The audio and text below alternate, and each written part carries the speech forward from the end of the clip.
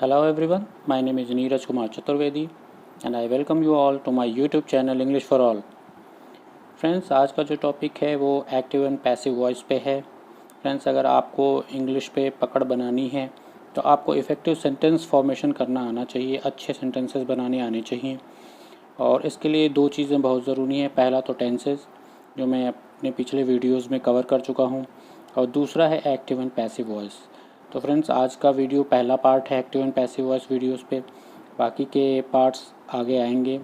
और अगर फ्रेंड्स आपको वीडियो अच्छी लगे तो लाइक करिए, सब्सक्राइब करिए और शेयर करिए। तो आइए फ्रेंड्स, देखते हैं एक्टिव एंड पैसिव वॉइस को। इसके लिए हम पहले सेंटेंसेस ले लेते हैं। तो हमने एक सेंटेंस लिया, ही हेल्प मी, और इसका हमने पैसिव बनाया, I was help by him. तो पहला सेंटेंस एक्टिव में है जैसा कि आप जान रहे हैं, और दूसरा उसका पैसिव बनाया गया है। इसमें अगर आप ध्यान से देखें तो एक्टिव वाले सेंटेंस में जो सब्जेक्ट है वो है ही, और पैसिव वाले सेंटेंस में जो है सब्जेक्ट है वो है आई। अब आप ये देखिए कि एक्टिव सेंटेंस में जो सब्जेक्ट है ही, वो तो एक्टिवली काम कर रहा है, एक्शन को परफॉर्म कर रहा है। ही हेल्प मी, वो हेल्प कर रहा है, उसने मेरी सहायता की। बट जो पैसिव का जो सब्जेक्ट है आई, ये एक्टिवली कोई काम नहीं कर रहा है, बल्कि काम इसके ऊपर हो रहा है। तो इसका मतलब ये इनएक्टिव सब्जेक्ट कहलाएगा, ये पैसिव सब्जेक्ट कहलाएगा। तो इसीलिए इसको ये नाम दिया गया है कि सब्जेक्ट, पहले पॉइंट को देख लेते हैं, the subject is active in active voice and passive in passive voice, hence the name.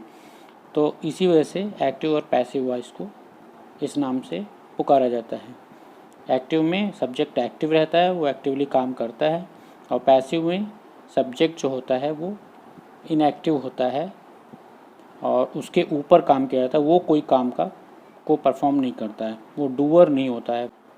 Next है subject and object interchange the place. अब आप ये देख रहे हैं कि इसको एक्टिव से पैसिव में कन्वर्ट करने में हमने सब्जेक्ट को ऑब्जेक्ट की जगह पे कर दिया है और ऑब्जेक्ट को सब्जेक्ट की जगह पे। इसमें ही सब्जेक्ट है, ये पैसिव बनाने में हिम ऑब्जेक्ट की जगह पे आ गया। हाँ, ऑब्वियसली ये ही जो है उसका ऑब्जेक्टिव केस, चूँकि वो ऑब्जेक्ट की जगह पे जाएगा। तो आप जानते हैं कि नाउन के केसेस होते हैं, नाउन सब्जेक्ट की जगह पे रहता है तो उसको नॉमिनेटिव केस कहते हैं, और ऑब्जेक्ट की जगह पे रहता है तो ऑब्जेक्टिव केस कहते हैं। तो यहाँ पे ही जो है वो नॉमिनेटिव केस में है क्योंकि वो सब्जेक्ट है, और यहाँ पे जो पैसिव में उसको बदला गया तो वो ऑब्जेक्टिव केस में आ गया, और ऑब्जेक्टिव केस ही का हिम होता है। सिमिलरली जो आई है वो पैसिव वाले सेंटेंस में सब्जेक्ट है और नॉमिनेटिव केस में, लेकिन ये एक्चुअली एक्टिव वाले सेंटेंस में ये ऑब्जेक्ट था, मी। आई का जो ऑब्जेक्टिव केस है वो मी है। इस प्रकार आप देख रहे हैं कि पहले सेंटेंस एक्टिव का सब्जेक्ट दूसरे में ऑब्जेक्ट बन जाता है, और ऑब्जेक्ट जो है एक्टिव का वो सब्जेक्ट बन जाता है। और फिर अगला पॉइंट ये है इसमें इम्पोर्टेंट कि केवल ट्रांजिटिव वर्ब्स का ही पैसिव बन सकता है। अब ट्रांजिटिव वर्ब्स क्या होती हैं, इनको समझने के लिए आप फिर से एक अगले सेंटेंसेस देख लीजिए। दो एग्जाम्पल हमने ले लिया है, आई लाइक्ड द बुक। इसका पैसिव आप बना सकते हैं, the book was liked by me. लेकिन जो दूसरा सेंटेंस है आई वॉक, इसका पैसिव नहीं पॉसिबल है क्योंकि वॉक का कोई ऑब्जेक्ट नहीं है। यहाँ लाइक का आपका ऑब्जेक्ट बुक मिल गया तो आपने पैसिव बना लिया, the book was liked by me. लेकिन वॉक का कोई आपको ऑब्जेक्ट नहीं मिला, या वॉक कोई ऑब्जेक्ट ले ही नहीं सकती, ऐसी वर्ब है, तो इसका पैसिव नहीं बना। तो इसमें वॉक जो है वो इनट्रांजिटिव वर्ब कहलाएगी और लाइक जो है ट्रांजिटिव वर्ब कहलाएगी। अब आपको समझ में आ गया होगा कि ट्रांजिटिव वर्ब्स क्या होती हैं। ट्रांजिटिव वर्ब्स वो होती हैं जिनका ऑब्जेक्ट होता है, और इनट्रांजिटिव वर्ब्स जो होती हैं जिनका नहीं होता है। तो ऐसे ही सेंटेंसेस का हम पैसिव बना सकते हैं जिसमें ट्रांजिटिव वर्ब्स हो, ऐसी वर्ब्स हो जिनका ऑब्जेक्ट हो। कुछ टेंसेज होते हैं उनके पैसिव फॉर्म नहीं होते हैं, नहीं बन सकते हैं। उनमें जो परफेक्ट कॉन्टिन्यूअस टेंसेज होते हैं, तीनों टेंस के, प्रेजेंट के, पास्ट के, फ्यूचर के, इनके जो परफेक्ट कॉन्टिन्यूअस टेंसेज होते हैं वो नहीं, उनका पैसिव नहीं बन सकता। Present perfect continuous, past perfect continuous, future perfect continuous, ये तीनों के पैसिव फॉर्म नहीं बन सकते। इसके अलावा एक और टेंस है फ्यूचर कॉन्टिन्यूस टेंस, उसके भी हम पैसिव फॉर्म नहीं बना सकते। तो ये 4 जो टेंसेस हैं वो एक्सक्लूडेड हैं पैसिव बनाने में। तो क्लियर हो गया होगा फ्रेंड्स आपको। आगे बढ़ते हैं। अब हम पहला टेंस लेते हैं, सिंपल प्रेजेंट का जो है पैसिव वॉइस कैसे बनता है वो देखते हैं। इसमें हम क्या यूज़ करते हैं, इज़, आर, एम सब्जेक्ट के हिसाब से, जहाँ भी इज़ लगना होगा, सिंगुलर सब्जेक्ट के संग आप जानते हैं इज़ लगाते हैं आप, प्लूरल सब्जेक्ट के संग आर लगाते हैं, और आई के संग एम लगाते हैं। तो जहाँ भी ज़रूरत है इज़, आर, एम, उसके संग हम वर्ब की जो थर्ड फॉर्म होती है, जिसको कुछ लोग पास्ट पार्टिसिपल फॉर्म भी कहते हैं, वो यूज़ होती है। तो इस हिसाब से हम पैसिव बनाते हैं। एग्जाम्पल्स आप देख सकते हैं, आपको ज़्यादा समझ में आएगा। एक्टिव है, I write the column, column अखबार में लिखते हैं लोग, राइटर्स वगैरह। आई राइट द कॉलम, इसका पैसिव बनना है the column is written by me. अब आप ध्यान से देखिए कि कॉलम चूँकि सिंगुलर सब्जेक्ट है तो इज़ लगाया, प्लस वर्ब की थर्ड फॉर्म राइट का रिटन हो गया बाय मी। ऐसे ही पैसिव आप बनाएंगे। दूसरा भी देख लेते हैं, man does not follow rules. इसमें अब आप देखिए मैन ऑब्जेक्ट की जगह पर चला जाएगा, और इसमें जो ऑब्जेक्ट है रूल्स, ये सब्जेक्ट बना के लाया जाएगा। तो rules are not followed by man. अब रूल्स जो है प्लूरल है, इसलिए इसके लिए आर लगाया गया है। और नॉट जो है चूँकि नेगेटिव सेंटेंस है, डज नॉट लगा हुआ इधर, तो इसका नेगेटिव पैसिव वॉइस भी बना हुआ है। Rules are not followed by man, followed जो है वो तीसरी फॉर्म या पास्ट पार्टिसिपल फॉर्म लगाई गई है। आप देख ही रहे हैं कि सब्जेक्ट और ऑब्जेक्ट आपस में स्थान बदल ले रहे हैं जब पैसिव बनाया जा रहा है। Y do you kill the insect, Y do you kill the insect, तुम क्यों कीड़ों को मारते हो। इसका आप पैसिव बनाएंगे तो why is the insect killed by you. अच्छा, सिंगुलर इंसेक्ट के लिए कीड़े की बात हो रही है, तो इसका पैसिव बनाएंगे why is the insect killed by you. अब इंसेक्ट चूँकि सिंगुलर है इसलिए इज़ लगाया हुआ है, और क्वेश्चन वर्ड सबसे फ्रंट में रहता ही है जैसा आप जानते हो। तो why do you kill the insect, इसका पैसिव बनेगा why is the insect killed by you. फिर नेक्स्ट ले लेते हैं, do people not like movies, क्या लोगों को मूवीज़ नहीं पसंद हैं। तो उसका आप बना सकते हैं are movies not liked by people, liked third form use किया गया। आर चूँकि प्लूरल है, मूवीज़ को सब्जेक्ट बनाया गया है,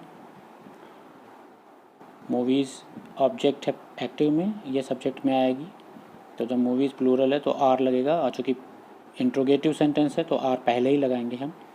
are movies not liked by people, interrogative negative sentence है ये। फिर एक और स्पेसिफिक टाइप का इंट्रोगेटिव सेंटेंस हु का है। हु का केस थोड़ा सा डिफरेंट होता है, स्पेशल सेंटेंस होता है हु से बनना हुआ, तो इसका पैसिव भी अलग तरीके से बनता है।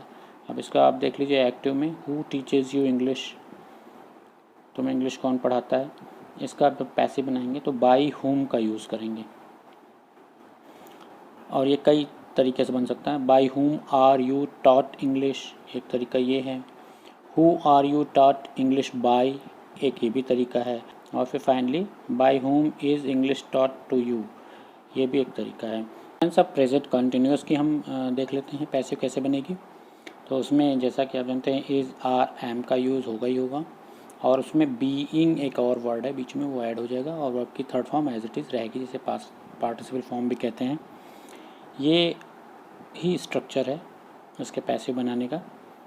तो एग्जांपल देख लेते हैं, I am writing the letter, इसका पैसिव बनाएंगे तो the letter is being written by me. आपने ध्यान दिया, बीइंग ऐड हो गया और रिटन वर्ब की थर्ड फॉर्म आ गई, और ऑब्जेक्ट सब्जेक्ट बन गया, और ये सब्जेक्ट जो है वो ऑब्जेक्ट बन गया। तो इसी तरीके से बनाएंगे, ये स्ट्रक्चर है। इज़, आर, एम के संग बीइंग का यूज़ होता है, और वर्ब की थर्ड फॉर्म या पास्ट पार्टिसिपल फॉर्म यूज़ होती है। सेकेंड एग्जांपल है, Mohan is not filling glasses, तो इसका पैसिव बनाएंगे glasses are not being filled by Mohan. Glasses plural है इसलिए आर लगेगा यहाँ पे, और बीइंग का यूज़ है। इंट्रोगेटिव सेंटेंस देख लेते हैं। Why are you eating stale food? तुम बासी खाना क्यों खा रहे हो? स्टेल फूड का मतलब बासी खाना, पुराना खाना।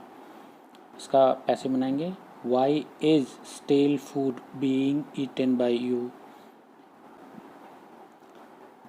सबसे पहले वाई आ गया, क्वेश्चन वर्ड है, फिर इज़ आ गया क्योंकि स्टेल फूड जो है वो सिंगुलर है, बीइंग लगा हुआ है, ईटन थर्ड फॉर्म है वर्ब की, बाई यू सब्जेक्ट जो है वो ऑब्जेक्ट बन गया। नेक्स्ट है, are people not living posh lifes? क्या लोग बहुत ही लग्जरी लाइफ नहीं जी रहे हैं?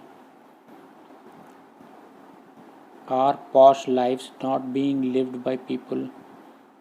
क्या लग्जरी ज़िंदगियाँ नहीं जी जा रही हैं लोगों के द्वारा?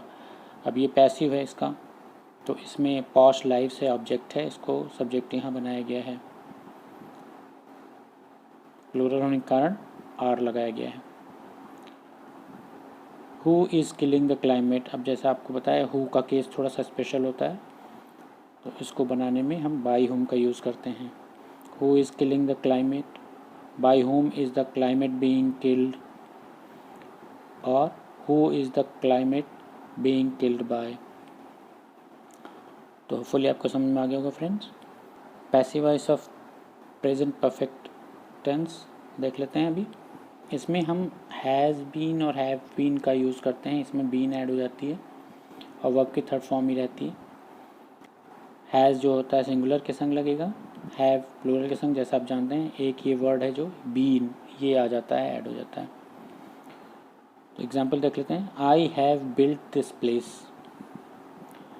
इसका पैसिव बनाएंगे, this place has been built by me. आपने देखा दिस प्लेस सिंगुलर है तो हैज़ लग गया, बीन आ गया और बिल्ट थर्ड फॉर्म है, ये सब्जेक्ट जो है वो ऑब्जेक्ट की जगह पे आ गया, पैसिव बन गया।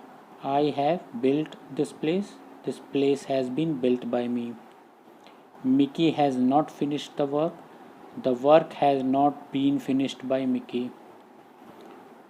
इंट्रोगेटिव है, why have you beaten the poor? Why has the poor been beaten by you? यहाँ पे आप देखिए क्वेश्चन वर्ड सबसे पहले, बीटन थर्ड फॉर्म।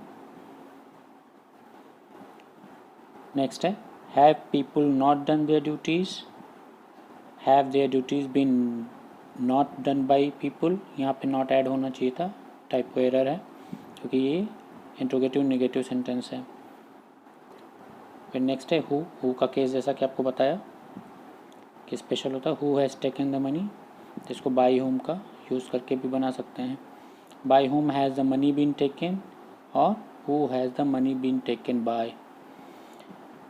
तो ये दो तरीके हैं हु के बनाने के।